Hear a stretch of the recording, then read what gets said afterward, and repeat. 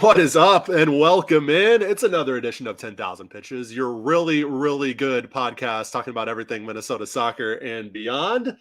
My name is Jeremy Rushing, and alongside me for episode 144, as he has been for probably the last 70 or so episodes, it's Mr. Dominic Jose Bisogno. Dom, how are we doing? Doing very well. Much like the Cleveland Browns, it's a fresh start every day. And today's fresh start. I'm looking forward to talking about. Well, unfortunately, not a lot of good news in Minnesota United, but a lot of Minnesota soccer. And looking forward to chatting. It is Friday, June 16th that this episode is dropping, but whenever you're listening to it, happy Father's Day weekend to all the dads out there. I'm actually not to try to garner sympathy from people, but I'm actually being overshadowed by my daughter's birthday this weekend. My daughter's birthday is on Sunday, so I don't necessarily the spotlight's obviously gonna be on her, and then we're doing her birthday party the following weekend. So I don't know when I'm gonna get celebrated. I might not. My Father's Day just might be being a dad, which is, you know what, there are worse ways to spend your Father's Day. So we are presented by sotasoccer.com. It is your home for soccer coverage in the North. Make sure you're checking us out, sotasoccer.com. Make sure you are subscribing to this podcast. Make sure you're leaving a rating and review on your preferred platform if you could, and make sure you're following us on Twitter and Instagram at SOTA SOC. And if you want to take that next step, directly support what we do. Every writer, every podcaster, every content creator and contributor at Soda Soccer is paid for their work. So if you would like to help us, continue that mission and continue to sort of ramp up what we're doing, ramp up the content, ramp up the coverage, ramp up the quality, make sure you're supporting us at patreon.com/SodaSoccer. For as low as $3 a month, you can contribute to our work here and support what we're doing. If you're in that $5 or $10 tier, though, you get some bonus content like Minnesota United training bits and audio, some MNUFC match day stuff, early access to interviews, early access to podcasts like this one on most weeks. So again, patreon.com/SodaSoccer. Our June goal, we need 5 more patrons to reach that June goal. So if you want to help us in that goal, and we set those goals every month to make sure we can continue to progress up and again, just keep ramping up that coverage and that quality. So help us in doing that if you could, if you have the means, patreon.com/SodaSoccer. All right, headline time, Dom. Let's start with Minnesota United. And, there have been a lot of weeks where there were a lot of weeks early in the season after the 5-game unbeaten streak where it was a lot of bad that we were talking about. And we were kind of bad. We were kind of back to the all bad when it comes to Minnesota United this week. 4-0 loss at CF Montreal over the weekend to pour salt in the wound. It is former Loon Mason Toye scoring a brace against his old club, not to mention his first 2 goals in nearly a full calendar year as well. He didn't celebrate the goals, so kudos to him on the class. But it's the second time this season, Dom, where a former Minnesota United player has scored a brace on the Loons. Former Minnesota United striker, might I add, scores a brace on the Loons. Not to mention, this is on the same day that Minnesota sends Luis Samaria officially to Mazatlan FC in Liga MX. Also on the same day, Mender Garcia gets subbed off after 45 minutes because Adrian Heath was displeased with the performance that he put together in the first half. If there was ever a day that just encapsulated the striker situation for Minnesota United over the last 5-6 years, it was Saturday. Yeah, very much was. There was an interesting, I think Wes Burdine was the one that tweeted this interesting little stat that, I'm paraphrasing here, but it was something along the lines of like Minnesota has 15 goals this season and former Minnesota strikers have 11 goals this season between Correct. Ramirez, Toye, and Tamara. And, obviously that's one of those stats that you can either find a lot of importance in or none at all. But it gets to the point just that there keeps being these recurring question marks, I think, about the team's striker situation. Not necessarily the attack overall, but really just that frontman role and how to approach it, how to who to put there, how to coach them. It just seems like it's always a question, and I think part of why that question is raised still is then you see guys leave and do well other places. Not everybody, but You certainly see some, and even Mason Toy's had a lot of injury problems Yeah. since leaving Minnesota.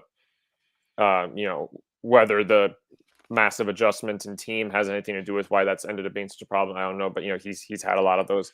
That being said, when he does play, and especially when he plays more than 15 minutes as a substitute, he looks good. He's got a lot of skill and a lot of quality on his day. He does. That obviously could be said about Kai Kamara and Christian Ramirez as well. So, yeah, it all kind of continues this weird relationship with that position. Of course, those conversations were very much in the air as well because of the Timo Pukki rumors. But yeah, it's happy for Mason Toy, by the way. He was a very likable player when he was here, and I'm glad that he's getting back on his feet this season. But it is frustrating to see that question mark just continue to kind of float above this team. So here's how Toy got his first goal. In the 7th minute, he wins a tackle at midfield. I think Dotson sort of falls over, loses his footing. A couple loons almost run into each other, it seems, and take themselves out of the play. So Toy's running towards goal, finds himself 1v1 with Dane St. Clair. And he really, I don't know if this goes off of DJ Taylor's foot. I haven't watched this back close enough to see if this redirects off of Taylor's foot or if it's just a really, really nice sort of half shot finish from Toy. But either way, right before DJ Taylor is able to recover and intervene, Toy gets the shot off. It's very well placed over DSC's head into the back of the net, and the hosts are on the board. Montreal adds another in the 13th, and then just after halftime, Toy secures his brace and further extends the Montreal lead, being in the right place at the right time to bury a point-blank rebound effort. That made it 3-0. Montreal found another in the last 10-15 minutes for 4-0. Final. Obviously not the result Minnesota United was looking for. I started the press conference after the game asking Heath, how do you even begin to go about analyzing this match? And Heath had a pretty surprising response. We might need to start putting the audio from these press conferences in the podcast instead of having just me read these responses. But he said he thought the team, and I'm actually going to give the full quote here if I can find it real quick. But one of the quotes he thought the team outside of the conceded goals played, quote unquote, really, really well. And here's the full quote from Heath. Quote, we've conceded poor goals, the first two especially, but in between that, we played really, really well. I know some people who watch the game might not think that, but that's the case. I actually think we've had better chances than they have tonight. End quote. They had chances, especially in the last 10, 15 minutes. You had Bongi with a shot that he shot with his right foot that went off of his left foot. Then you had Mender Garcia with a point blank effort right before half. A number of other opportunities down the stretch. Ray had created a handful of chances for himself after his insertion at halftime. Just wasn't meant to be on the day for Minnesota in terms of finishing, where have we heard that one before? But to hear this quote from Heath after a 4-0 scoreline, surprising to say the least. Yeah, I mean, I think there's my response has two parts to that. The first one is that I don't know if I would agree with that description, but that they play. I don't know if you can call a team creating chances they don't finish between conceding 4 goals playing well. I don't know if that's a way I would describe that.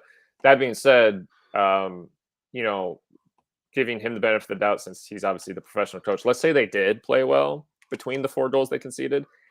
I don't know if that matters.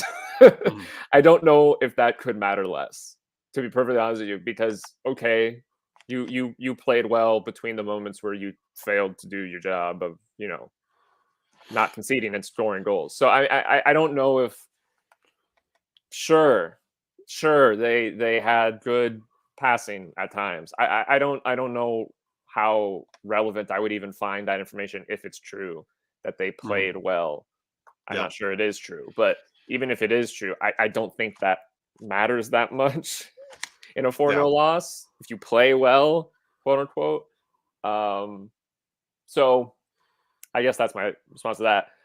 It was a frustrating game. Like you said, the last chunk of the game, there definitely were chances. Some of which, you felt like the team were a little unlucky not to score, and some where it was maybe down to poor execution. A little bit of both. Definitely felt like, Bondi definitely put a shift in and certainly did the physical exertion to score a goal, which is obviously didn't get the finishing in. But yeah, I mean, it did not. The game did not go the way I expected it to at all. I expected a much closer game that I thought Minnesota United would kind of peak out of. This obviously was not that, and you just lack of concentration, I guess, lack of attention in key moments just allowed Montreal to really just do what they wanted throughout the game, particularly the first hour, and Minnesota paid the price for that. So. Yeah, I mean, I don't know. Maybe they did score. Maybe they did play well between those 4 goals. I don't know if that. But you conceded 4 goals. Yeah, sure. Yeah, Yeah. sure. But like, does it matter? I don't know if it matters. So, I guess that's my response to that. To be fair, Will Trapp actually in training early this week had a similar response to the effort. I asked him, specifically about Heath's comments. I was like, hey, your coach said you thought you guys played really well outside of the goals. What do you think of the performance? And he goes, well, even if we played well, we obviously didn't play well enough. Right. That was I'm paraphrasing, but that was his response to that question. You can listen to the audio at patreon.com/SodaSoccer for yourself. But so at least as the captain, he is sort of echoing your sentiment there, Dom, that at the end of the day, it doesn't really matter how well you play if you lose 4-0. Yeah. There's obviously you need to improve in certain aspects there. I thought DJ Taylor had a really rough night. And it's not the first time we've seen him have a really rough night when he's moved over from right to left. I like DJ a lot. I think he's a really good right back. I just don't know if he's flexible enough to be that sort of utility piece that you can really move over to the left and be confident in that he can give you the shift defensively provided to keep to at some level even just make up enough of what you're going to lose with your natural left back there, whether that's Kemar Lawrence, whether that's Bakaye Dabasi when he comes back, whether that's whoever they bring in the transfer window. Adrian Heath said they're looking to bring in a new left back in July, whether that's through free agency or through a transfer to give some support for Lawrence. Doesn't sound like it's going to be somebody who starts over Lawrence or Dabasi, but somebody who can provide a little bit of support there. There are rumors that maybe it'll be a sort of a wing back type signing that with Dabasi's reintegration into the team, that a 3-back or 5-back, however you want to say it, might actually be how this team might move forward with their tactics at that point. But that was the two big things to me. DJ had a rough night once again on the left, and then I thought just the finishing once again. It can't be a coincidence at this point. It can't just be shucks, we created the chances, but they just weren't there. There's something to that now. There's something missing. You look at the expected goals versus expected goals on target stats here. I have those in my piece at sodasoccer.com. So that Montreal had a narrow XG advantage, 1.51 to 1.17, according to FootMob. And those numbers are going to vary depending on which source you look at. But the expected goals on target, which actually shows the quality of shot placement when putting a shot on target, Montreal 2.7, Minnesota 0.25. They're just not good enough at shooting. Really, it seems like that's what it comes down to. They're just not great at picking the right spots when getting those chances and putting the ball on net. To me, when I look at that stat and I look at just what I have seen over the first part of the season, that is what's been holding the team back. That's what's holding them back from getting wins instead of draws at home. Obviously 4-0, you weren't really going to stop Montreal no matter how much you finished on Saturday. It's not like you were going to win that 5-4. But you look at, and so that's another reason why I don't think we need to take much stock in this Montreal results either. In terms of the defensive aspect of it, in terms of, this defensive shot, they gave up 4 goals. We need to upgrade everywhere along the back six. I don't necessarily think that's the case. But when you look at overall, when we kind of take a little mid-season look, a little retrospective of the first half of the season, there's been one glaring issue. It has been finishing the chances that they have worked so hard to create. And when I see this XG on target difference in a game where the XG was actually relatively close, that shows me between that and what I've actually seen with my two eyes, they need guys who can finish. And I don't know if that's a coaching thing, a training thing. They're not working hard enough on that. I don't know. Because we're not privy, even when we go to training, we're not privy to that kind of access in terms of being able to watch what they're prioritizing and what they aren't in terms of drills, in terms of when they're scrimmaging, whatever.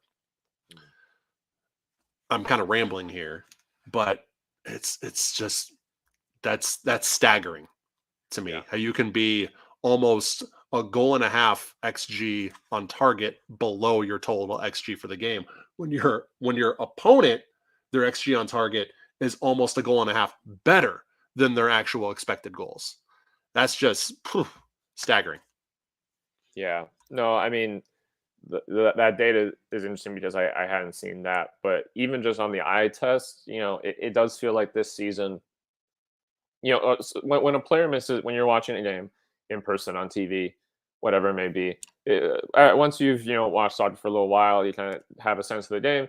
When a player misses a chance, you usually are able to have a sense of whether that is he should have finished that or that's tough. He unlucky, tough placement, tough situation for him to figure his way out of. And it feels like every game there's quite a few.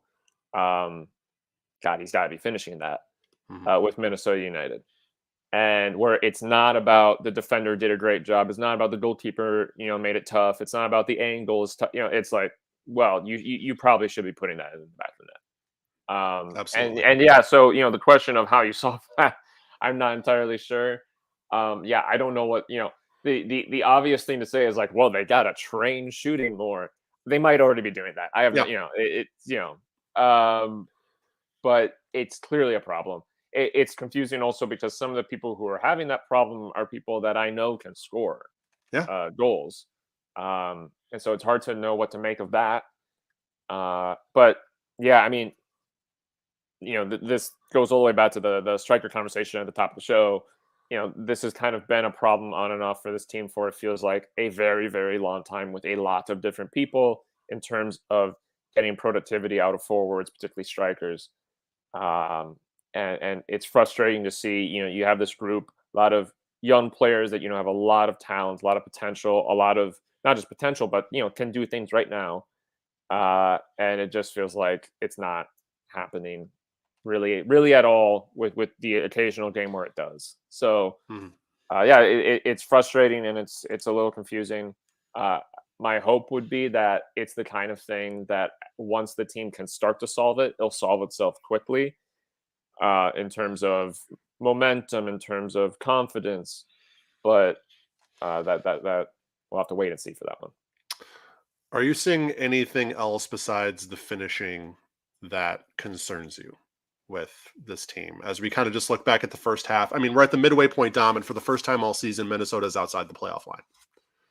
And we're looking at, we'll get to this in a minute, but we're looking at an upcoming month, basically, where they're going to be without at least two key pieces in Dane St. Clair and Joseph Rosales because of not only because DSC has the Nations League this weekend, Rosales has friendlies with Honduras, but then you go right into Gold Cup. Right. And even if Honduras doesn't, Canada is very much expected to make it out of the group stage and into the knockouts. Even if Rosales and Honduras don't make it out of the group stage, that's still, I believe, July 8th. I want to say that he's going to be out for July 2nd through July 2nd. Rosales will be out too. So you're looking at a run here where, I mean, especially without your top goalkeeper and one of an option that has been your go-to fill-in winger at this point, and who also has shown quality in the defensive midfield, potentially out nearly a month for both of those guys. You would hope that you could gather ye points while ye may is kind of the phrase that comes to mind for me. And obviously that 4-0 loss, they weren't able to do that. you're outside of the playoff line, and you're potentially out with 2 impact pieces for the better part of the next month, which could be anywhere from 2 to 5 games for Minnesota. That doesn't spell optimism for me, but we've kind of touched on what we both agree is the main issue. Do you see anything else as glaring for Minnesota right now? I mean, I guess something that comes to mind that is actually still related to the attack, just because I think, as you mentioned earlier in the show, I don't necessarily think that there's any specific things I need to point to in the defense. I think the defense sometimes has bad games. I don't necessarily think there's anything that needs to be dramatically changed about it, though, other than people getting healthy. But with the attack, I guess just one additional thing to say on that is that it does feel like when I watch this team attack, particularly without Reynoso, but to some degree still when he's played, it doesn't feel like there's a lot of like flowing connection between these individual players, which I think might be part of the problem. It never quite feels like there's a lot of like fluid teamwork building into goals or chances. It usually feels more like a guy does a cool thing and gets himself into a spot. And I think that's a little concerning. I mean, I know I say that knowing that like nobody's watching this league expecting like the most high level fluid attacking football of all time, but like you still want to see a certain synergy. And I don't necessarily feel like I've seen that. Even in the games where we've done well attacking, I wouldn't say that it was ever particularly because of like super fluid offensive thinking. It was usually, it's a lot of set pieces, it's a lot of corner kicks, that kind of stuff. So, I guess I would just be curious, where is there room to grow there? How much would it solve that by having Reynoso play full games? Is it a problem that it requires him to be there to see more of that?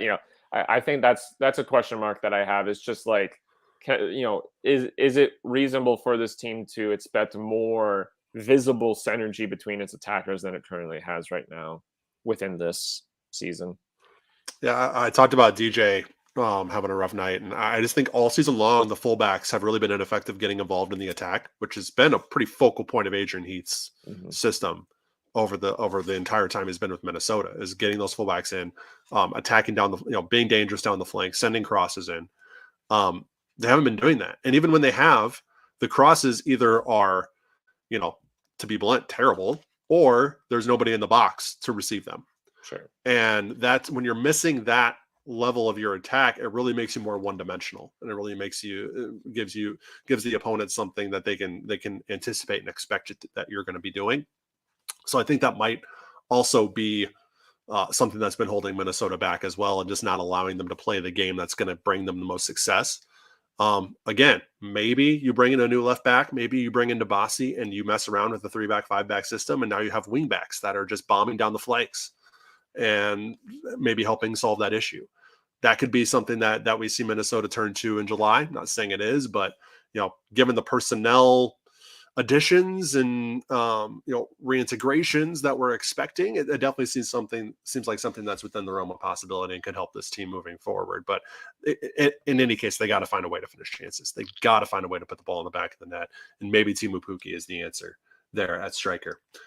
We hinted at the Loons on international duty. Let's jump into some of the details here. So we got Hlongwane with South Africa AFCON qualifier versus Morocco Saturday morning at 10 a.m. Central Time. And then, not sure if he's going to be called in for this, but South Africa is playing in the COSAFA Cup. The group stage matches for that tournament are July 5th through the 11th. The knockout rounds run through July 16th.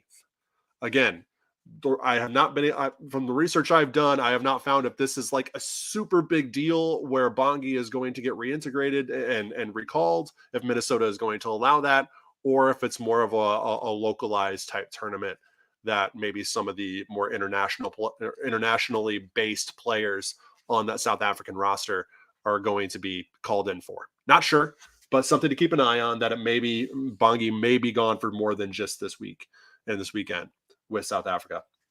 You got Michael Boxall with New Zealand, friendly in Stockholm versus Sweden Friday at noon, and another friendly Monday in Austria versus Qatar at 11 a.m. That's key there, the location of those matches, because if you recall in March, they were actually playing in New Zealand and Australia, I believe, for the friendlies he was in, and that's a long ass flight back to Minnesota. Yeah. Being that he's playing in Europe, that takes 15 hours off of that flight back to Minnesota from where Boxy will be playing with New Zealand. So that is big in terms of just him being ready to go for their next match following that. Again, knocking on wood, pending he doesn't pick up any injuries or anything like that. Zarek Valentin, very excited to see him called in with Puerto Rico. We kind of went through this last week. They had a 0-0 draw with Curacao on Tuesday. Was not able to find any personnel information on this match in terms of rosters or anything. So not sure if Zarek was able to play in that one. But they also have the CFU UNCAF playoff prelims kicking off against Suriname Saturday at 6 p.m. There's just one match there. It's not a run of matches. So he should be back well in time for the RSL match on the 24th. And then the two main ones. Obviously, you have Dane St. Clair with Canada. Nations League semifinal Thursday. So you know the results of that. Pending an upset. Canada, I think, probably likely to win that one and make the final, but you know if I'm right or wrong there if you're listening on Friday. The final for the Nations League, Canada set to play the winner of the U.S. and Mexico in the other semifinal. Again, you know the results of that if you're listening to this on Friday. That'll be Sunday, the final for that, for the Nations League. And then you have the Gold Cup, as I mentioned, for both DSC and Rosales. That kicks off June 25th. And group stage runs through July 2nd, and the knockouts run all the way through the final on July 16th. So that's the time frame for DSC and Rosales. In terms of this weekend for the Honduran, there's a friendly Thursday versus Venezuela. Already happened if you're listening to this on Friday. And then another friendly Sunday versus Barbados before the Gold Cup next week. So could be a few games, could be a lot of games for DSC and Rosales that they're missing. We'll just have to wait and see. But I mean, we have 5 names on here. Of course, the one name we don't see is Kervin Arriaga. And I asked Heath last week in training if he was surprised by that. And he said, I mean, he basically confirmed that the team had no part in Arriaga not being on the Honduras roster for this run of matches. And some of the research I've been doing, there's a lot of question marks in the Honduran media and Honduras fans wondering why Arriaga was not picked. Obviously, he hasn't been in the best form with Minnesota, but he is somebody who's been a mainstay with Honduras on their national team rosters over the last few years. Surprising to see him not selected there. Yeah, I guess I'd be curious if that's a response to the lack of form for him, or if maybe there's something we don't know, physically or socially. But I guess on the flip side of that, it's great to see Rosales, continuing to really grow his placement in this team. I mean, just a year or two ago, it was, Arriaga was the one playing for the team. Rosales was maybe on the bench or maybe not even making the matchday squad. So it's cool to see Rosales has at least really improved his standing with the national team. It's going to be an interesting week, maybe more of games, particularly the CONCACAF games with Canada and Honduras. I think that's going to be really exciting to see how those two teams do.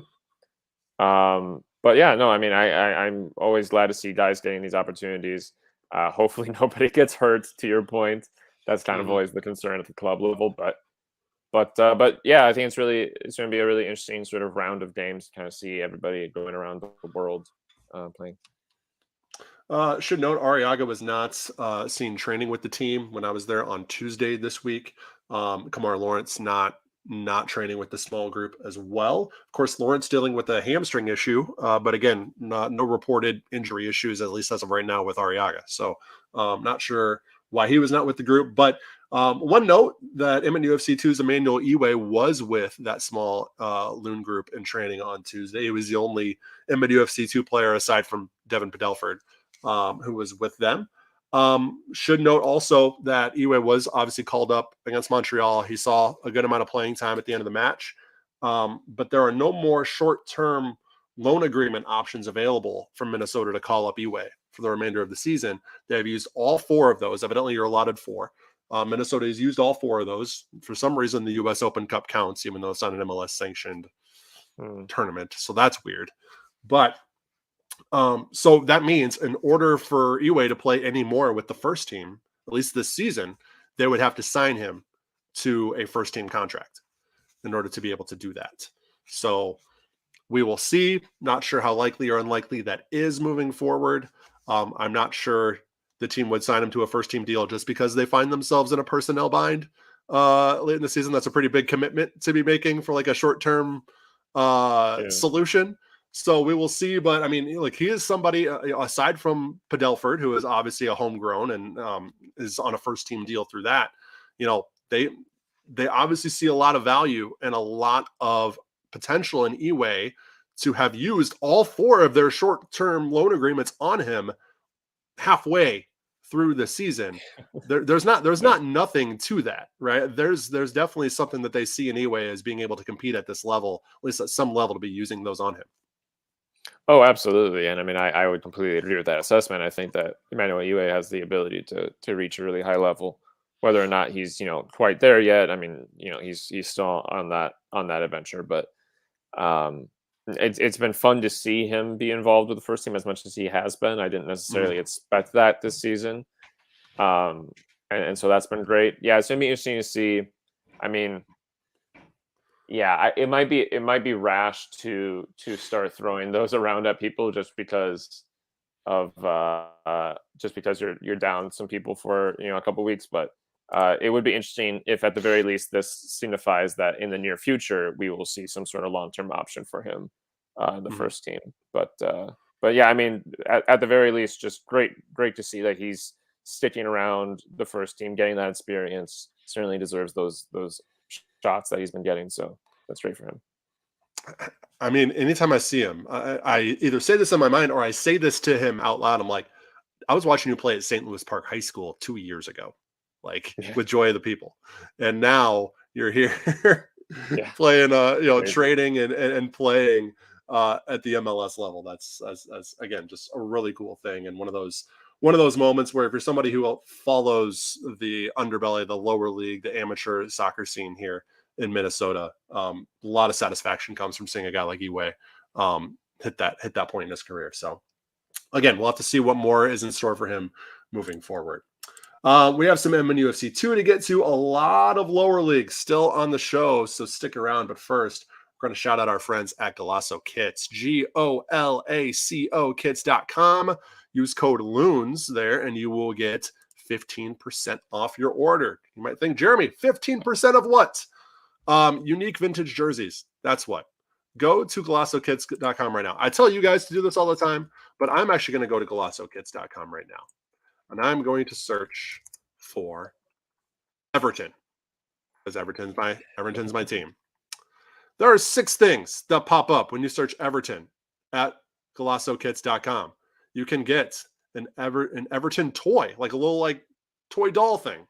Or you can get 4 different jerseys. They have their 2021-22 away jersey, a 2010-2011 training top, a 2019-2020 home jersey, or a 2021-22 home jersey. And the highest price I am seeing for any of these is $59.99. Unique vintage jerseys. Search any team you want, your favorite Premier League team, La Liga, Serie A, France, Bundesliga, MLS, doesn't matter. They have you covered at GolacoKits.com, GOLACO kits.com. Then when you use code LOONS at checkout, you will get 15% off your order. I just searched Minnesota United, and I see a 2019-2020 Minnesota United home jersey. That is the Drift kit. And then I also see a 2019 travel polo, which looks really cool. So again, that just proves any team you search for, any team you want, they have some stuff there for you at GolacoKits.com. A lot of national team stuff there too. Dom bought himself a Venezuelan national team hat recently. You search U.S. men's, you search USA, U.S. national team, you'll find a ton of stuff there as well. So just go there, browse, have some fun doing it. GolacoKits.com, GOLACO kits.com. And again, code LOONS, LOONS, gets you 50% off your entire order every time you shop at Golaco Kits. Big thanks to Golaco Kits for supporting our work here on the 10,000 Pitches podcast and at sodasoccer.com. All right, MNUFC 2. Been a rough couple weeks for the Doubloons, not going to lie. And that continued Sunday, 4-1 loss to Dynamo 2. Was Rory O'Driscoll's second goal of the season, being the lone bright spot for the Twos there. But with the loss, Minnesota now falls to 10th in the Western Conference. It's the second match in a row in which they have given up 4 goals. And next up, they take on Whitecaps 2 at the NSC on Sunday, Father's Day, at 6 p.m. We've seen a lot of positives from this team so far that we have discussed at length. Obviously, Diogo Pacheco has kind of had an emerging season. He's fallen off a little bit over the last 2 weeks or so. Even last week with the 4-2 loss to Timbers 2, we got to talk a little bit about Cameron Lacey and him getting his first 2 goals. But it just doesn't seem to be clicking right now just from a personnel and from a lineup standpoint for MNUFC 2, especially defensively. Seeing quite a few breakdowns there. Maybe that has to do with a guy like Padelford not being there. Maybe he makes that kind of impact on the MNUFC 2 back line. But in any case, it's just been a bit of a rough go of it for the Doubloons over the last few weeks. Yeah, you can imagine that, losing some of these guys to the first team probably does have an effect. That doesn't necessarily fully explain the issue, but it probably does have an effect. Yeah, I mean, couple rough losses recently, a lot of goals being conceded.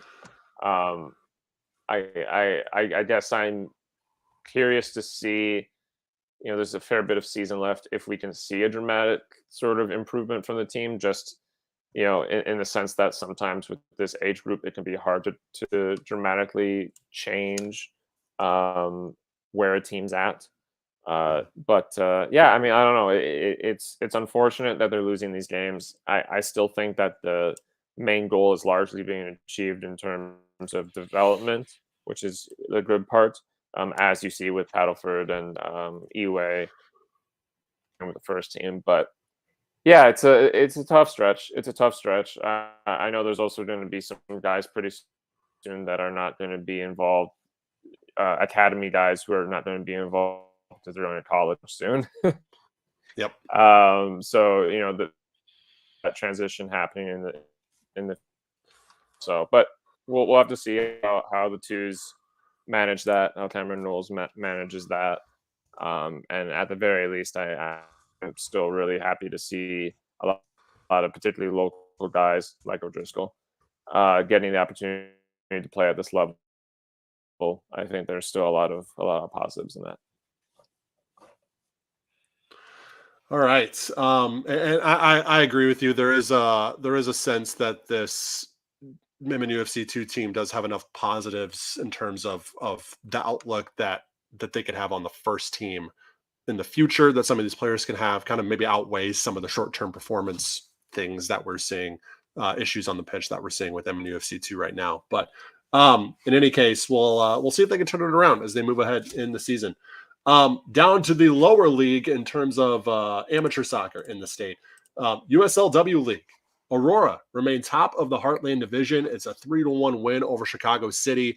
A big win for Aurora because this is Chicago City is the second place team in the Heartland Division, or they were heading into this match. So it was a 1-2 matchup, and it was close, and it was another goal conceded for Aurora, their second goal conceded on the season, but they do dominate mostly whistle to whistle in that 3-1 win. And we're kind of seeing, I'm not saying it's good to see, but it's nice to see how Aurora handles some of these more competitive matchups, how they handle a little bit of adversity being thrown their way in matches. When they get a little bit of a push from another team, how do they respond? When they're just not able to seamlessly cut through a team's defense and kind of get the shots on goal that they want every single time down, how do they respond in those moments? Because these are the type of matches that this team is going to be playing in come playoff time against some of these better teams around the nation in the W League. And so it's important to see how this team responds in those moments in the regular season. Chicago City is a really good team. I watched some of this match, and they were able to do things to Aurora that I hadn't seen done to Aurora up until this point of the season in terms of both defensively and in their attack too. So, but Aurora responded very well. They held their ground. They stayed mentally focused in the game. And I thought all in all, a result and a performance that Nicole Lukic and coach should be happy with.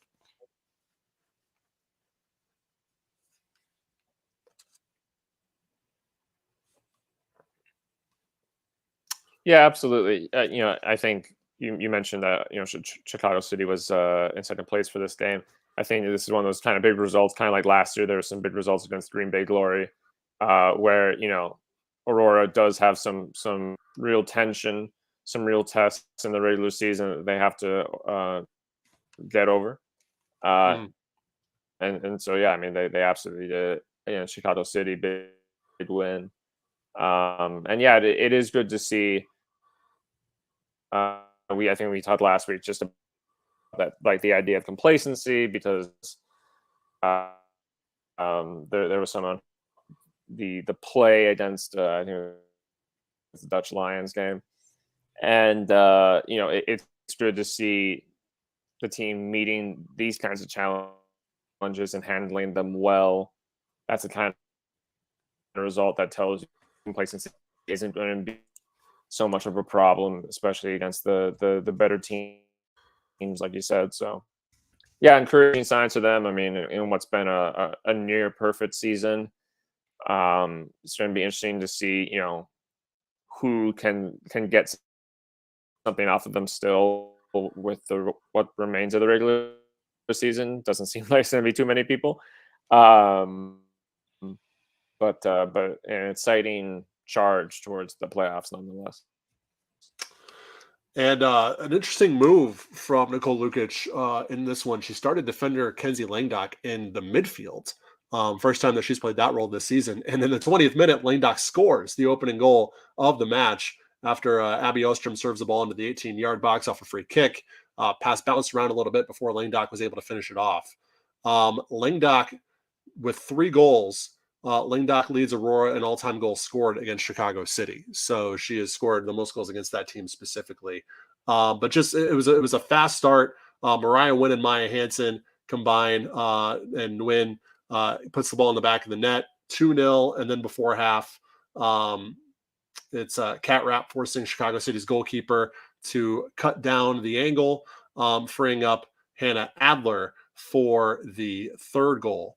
And now she's tied with Maya Hansen for first on the team with 6 goals on the season is Adler. So just a really fast start for this Aurora team in the first half, scoring all 3 goals. Actually, all 4 goals in this match came in the first 45 minutes. Second half was real stout defensive effort by both teams, but it ends up with that 3-1 Aurora win.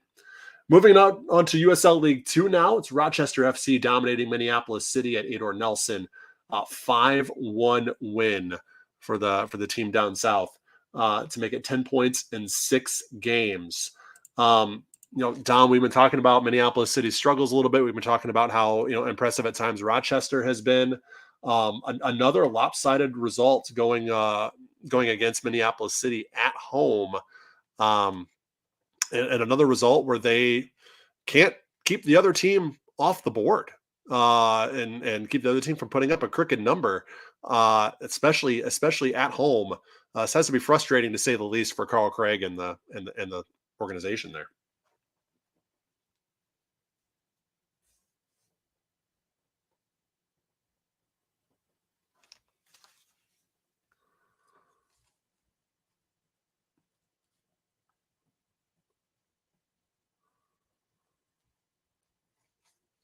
Yeah, it's been a tough run, and it's been interesting to see Craig and Minneapolis City, in his first year, how you compare those to some of the other first years that are in the division this season.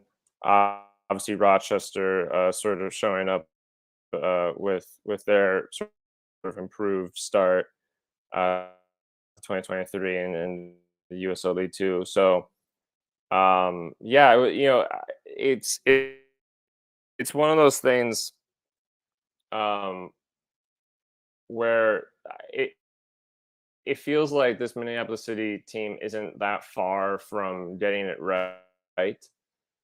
I think the margins margin of error in a lot of their results has been a lot closer than some of the big losses scoreline would suggest. But that's kind of how this game can be. It can be very punishing. I'm interested to see if some of the sort of younger guys, I noticed that there's some of the younger guys from last year that aren't really playing as much this year. Zach Zusi comes to mind as an example. I'm curious if they can maybe come into this group and have an impact. He has like 18 minutes this season, whereas last season he played like 7 games. So it'll be interesting to see how that changes with the team. But really impressive start from Rochester. They got like 10 points from 6 games now. That's a wonderful start for them. A lot of good results on the road as well. So great for Rochester. Day for Minneapolis City. But it's been really interesting seeing and actually. All right, Dom just dropped out for a second, but as he was mentioning, it's been a rough go of it in the early going for Minneapolis City in their second year in USL League Two. But Rochester has been pretty good. St. Croix fallen off a little bit. They lose both of their Canadian games against FC Manitoba, and Thunder Bay. So they now sit 5th place in the conference of 7 teams as of recording. Moving on, though, to the NPSL, one team that is not struggling, one team that has not fallen off at all, at least in league play, is Duluth FC. My goodness. Duluth remain in control of the conference, undefeated in the conference, atop the NPSL national rankings with a 5-0 win over Eris. Fusion and Med City are tied for second. Dakota have a game in hand. That seeding is going to be big moving forward. But there is an 11-point gap between Duluth FC now and second place in the NPSL North. Now it's Fusion, Med City, and Joy Athletic kind of fighting for playoff seeding at this point. Because again, this season in the NPSL North, there is a 14 playoff in the conference at the end of the regular season. So all a regular season championship gets you really, it gets you a lot, but gets you first place and you host the conference tournament basically. And you host both the semifinal and the final if you're able to make it that far.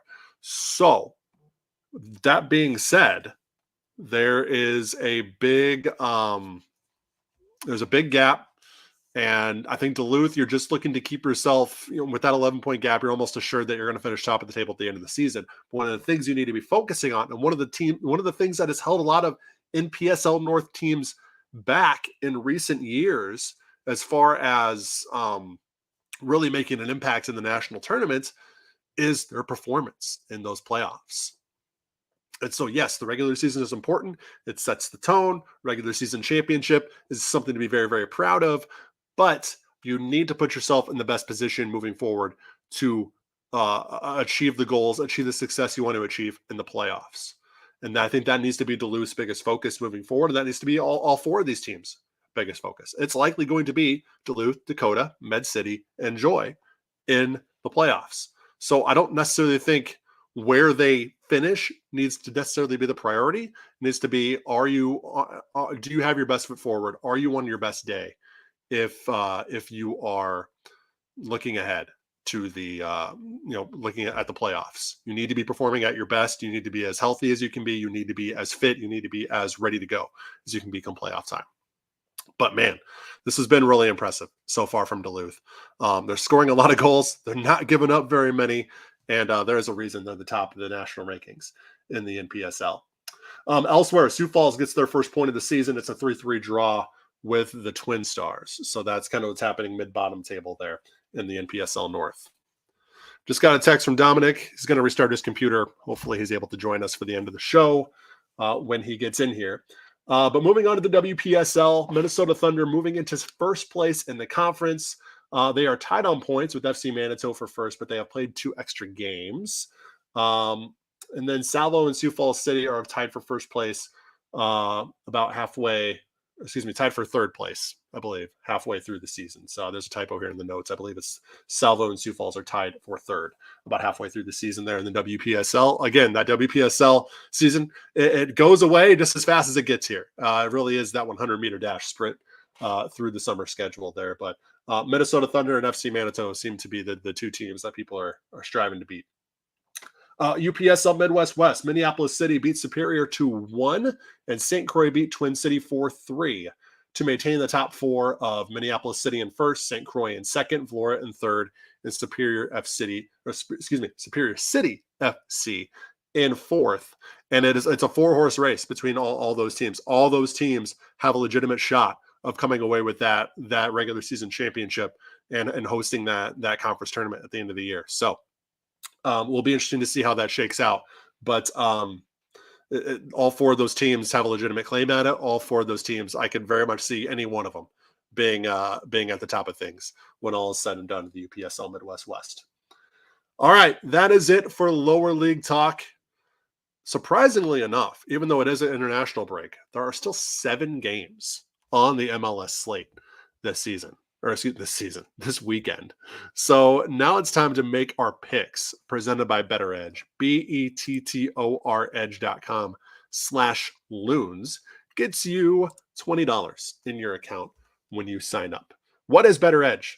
BettorEdge is revolutionizing the social sports betting scene. They are Minneapolis-based, and they're a company that says, hey, the days of, hey, I'll bet you $20 that Minnesota, that Canada is going to beat Panama in the semifinals of the Gold Cup, or excuse me, of the Nations League.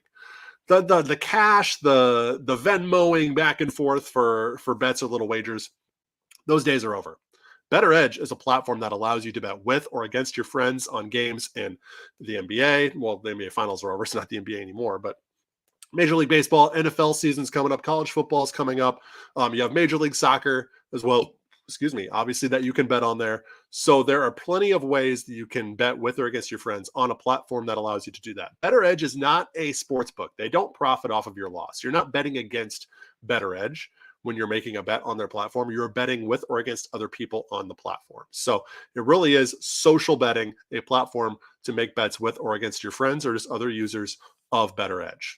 That's what makes BettorEdge legal in Minnesota and 46 other states. Because you might be thinking, gambling's not legal in Minnesota. No, it is not. This is not the definition of gambling.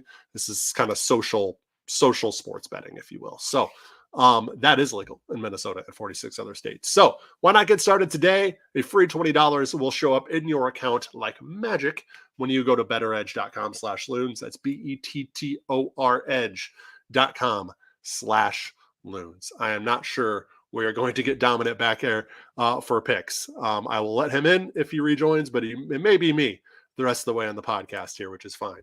So looking at the slate of MLS games this weekend, pulling this up, we have Columbus Crew and NYCFC, Real Salt Lake and DC United, Orlando City and New England Revolution, LAFC and SKC, St. Louis and Nashville, and then we end up Saturday night with Portland Timbers and San Jose Earthquakes. Looking at this slate, I'm going to start off with my lock. And my lock would be NYCFC at home. They're playing, hello, Dom. NYCFC playing in the baseball stadium.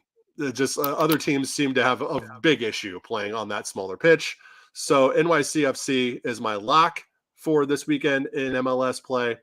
And looking at the upset options here, LAFC is a minor underdog on the road at Sporting Kansas City. I know SKC has actually been on a tear over the last few months. They're actually above the playoff line in the Western Conference right now. But LAFC, hard to pick against them, especially with CCL and other things kind of out of the way. So I'm going to go LAFC over SKC as my upset. Dom, welcome back to the show. I'm teleported back to reality. So real quick, we'll rewind a little bit here. I went through the lower league slate while you were gone. Talked about Duluth really being in control of the NPSL North. And kind of one of the things I mentioned, and I want to curious how you feel about this. I think these 4 teams that we see kind of above that playoff line, if you will, in the NPSL North, Duluth, Dakota, Med City, and Joy. Yeah. I think for them, it's all about, well, obviously the teams near the bottom of that making the playoffs first. But for teams like Duluth, Dakota, maybe even Med City, who are almost assured a playoff spot at this point, I feel like you just have to get yourself ready for the playoffs at this point. You got to make sure you are 100% healthy, fit, at your best when you're heading into the play. I don't think the seeding necessarily matters where you finish. I just think you need to be, obviously you don't want to play Duluth, but excuse me, I think you need to make sure that just from your vantage point in your house, in your club, that your team is playing at their best when it comes to playoff time and is at their best when it comes to playoff time. And that's specifically for Duluth too, because that's the one thing that has held a lot of these NPSL North teams back when they have made the regional playoffs or even at points the national playoffs. I mean, how many years in a row have we seen at one point an NPSL North team at the top of the national rankings in the NPSL? When's the last time that an NPSL North team even won the Midwest Regional? That to me tells you need to be ready for the playoffs. You need to be prioritizing the playoffs, especially for a team like Duluth. They're 11 points above second place. You need to start looking ahead and thinking, okay, once we get to that conference tournament, once we get to playoff time, how can we be at our very best? Maybe if we need to sacrifice something right now, get more guys integrated, get more guys into the game, get guys playing more minutes, getting more confidence.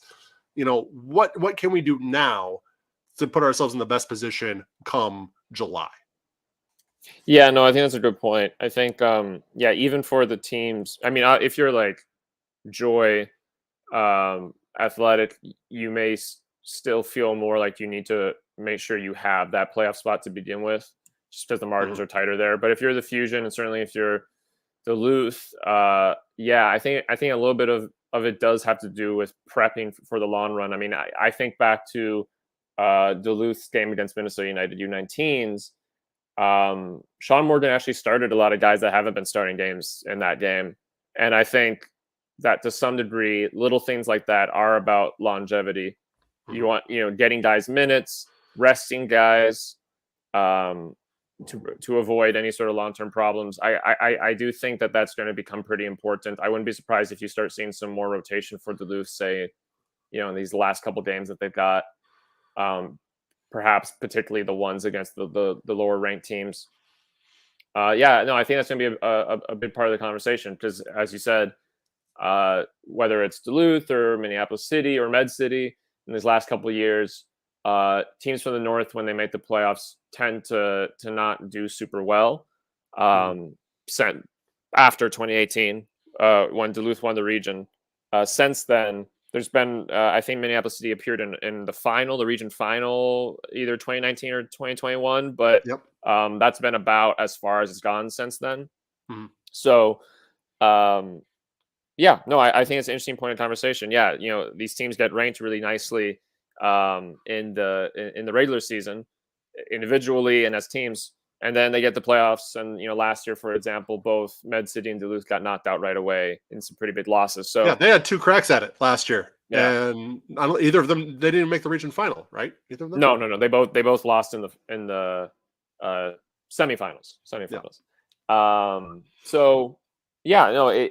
a good question. I think that player preparation sort of longevity thing is going to be a huge topic of conversation for Duluth for sure. And they're in a unique position because of the points gap, but also for the Fusion, Med City teams that should feel pretty comfortable, I think, with making the playoffs. They're going to have to make sure that they're ready then to, fight with, say, Duluth for the conference title and have a real crack at that. And if they win that, then, be able to compete with whoever they play in the regional competition. It's going to be interesting to see if this year, if any of the teams can get that better, or whoever wins it, the one team that makes it, can get that done better than the last couple of years. And then the UPSL here, Dom. I mean, it really is that 4-horse race, right? I mean, any four of these teams would have a legitimate shot and a claim to finish at the top of the table at the end of the year. Minneapolis City mentioned the 2-1 result over Superior, really well played match there. St. Croix edging Twin City 4-3. Where, side note, Twin City has actually been very competitive. They haven't gotten necessarily the results I think they would want, but they have not really been blown out, maybe in more than 1 or 2 matches this season in their first year. So that's been impressive. Very surprising. They've been very surprising, very competitive, especially in the sort of second half of the season. They found goals they didn't quite have at the start. And yeah, I mean, look, they're not necessarily competing for a playoff spot, but they're I want to say 4 or 5 spots from the bottom. They've got some points. I think they should be pretty happy with their season, particularly compared to last year.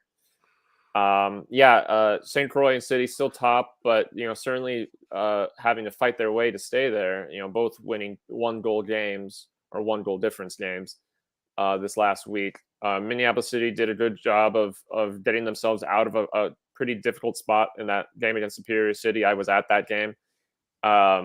Superior City, led about an hour in, 1-0, and Minneapolis City scored through penalties, 2 penalties, but they did a good job of managing the stress and the tension of that situation, getting their way out of it. St. Croix, anytime you win a game 4-3, I think there's probably a lot of positives and negatives to take out of that. But they're holding on, certainly holding on to that playoff spot. And yeah, it's gonna be interesting when these teams, when it cracks down and these teams have to just play each other straight up to make it. It's going to be very interesting to see how that all goes. It's been a long time now since Valora played Minneapolis City. Yep. If those two guys, or those two teams rather, play each other in this playoff structure to come, I think that's going to be a really interesting matchup. I think both these teams have changed a lot since they played each other week 1. So, and same with Superior City and St. Croix. So, yeah, I'm really looking forward to the playoffs, assuming it is these 4 teams. I think that 4th spot's kind of the only one still in jeopardy. Maybe St. Paul Blackhawks might sneak in there. Mm-hmm. But whatever the case, the playoffs for the UPSL, I think, are going to be really fun this year. Man, that 4-team conference playoff is going to be fireworks. That's going to be a lot of fun. So that's to come in the UPSL. Back to our picks, Dom. I made my lock and I upset for the week. As far as the MLS slate goes, let me bring up our friends at BettorEdge once again, so I can get the proper shout out here. Dom, 7 games on the slate this week in MLS, even though it's an international break. What are we looking at here? I'm very curious to see this Portland San Jose game, actually. Mm-hmm. So those are 2 teams that are having sort of up and down seasons. San Jose is on a little better run recently than Portland, but they're both kind of sometimes good, sometimes bad, a little bit of this, a little bit of that. Portland a little closer to the playoff line than San Jose. San Jose's got like a 6-point gap there, but those 2 teams, the games in San Jose, I'm just curious to see, can Gio Savarese, he's got a couple of good results recently, can he kind of build on that, go on the road to essentially what I'll say is sort of like a playoff rivalry kind of situation, in the sense of 2 teams kind of competing for the same thing, and get a big result. I think if Portland get a win there, that's a huge result in them sort of trying to cement themselves more in that playoff conversation after a pretty rough start of the season. So I think that's a game to watch. I think Portland are a team to watch in that one. Yeah, for sure. And then your lock, or was that? Yeah, that was your upset. What's your lock of the week? Yeah, I guess that'll be my upset. My lock.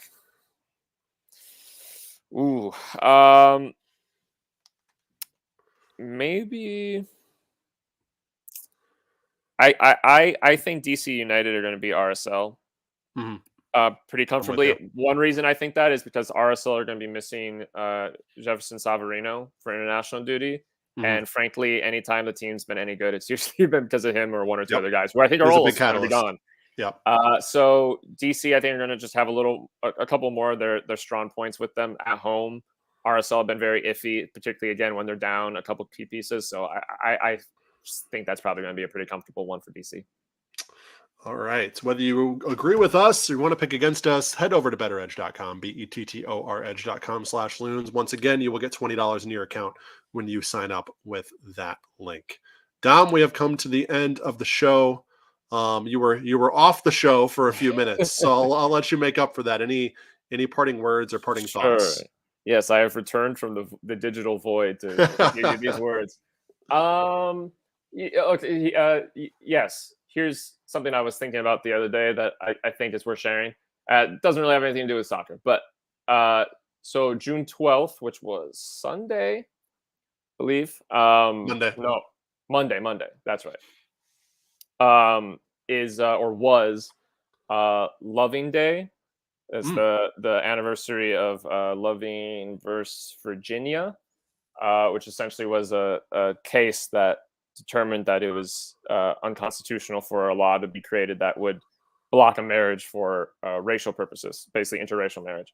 And it's a important day in the country's history. It's also an important day to me because it helps allow me to exist Mm-hmm. as a multiracial person, and it also happens to be my parents' marriage anniversary, and very strange. Oh, very cool. They did not plan that, but that happens to be their marriage anniversary. So I think it's an important day in terms of the country's history for sure. But it's also a very important day for me and my family. And I think for people think of that day, they obviously think of people who are in love, who happen to be of different races, and their ability to be together. But it's also an important day for people who are multiracial, the children of those people. Yep. Because it helps our lives be possible. So yeah, just sort of a random history note on that, and maybe people who didn't know about that case. I believe it passed in I want to say in the early 60s. Maybe go read up on that quick. I'm sure there's lots of sources on that. But yeah, a shout out to Loving Day and a shout out to my parents' marriage anniversary. I guess that's my final words. Well, I will definitely echo that shout out. Once again, happy Father's Day to all the dads on Sunday. Juneteenth is on Monday. Very important day to reflect for that. Obviously, the recognizing of the day in which the slaves were notified that they were free. So that's again just a huge day. I'm so glad that holiday is getting the recognition it deserves moving forward. One of the most important days to reflect on in our country's history. So yeah, just really thankful for everybody's support of the show. Really thankful for everybody's support of what we're doing at sodasoccer.com. I hope everybody has a great weekend. If you don't work on Monday, have a great long weekend.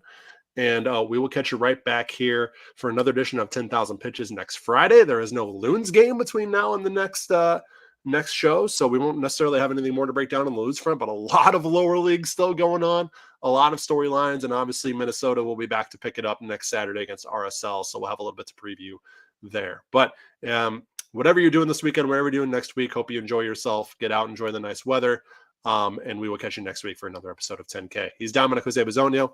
I am Jeremy Rushing. Bye, everybody.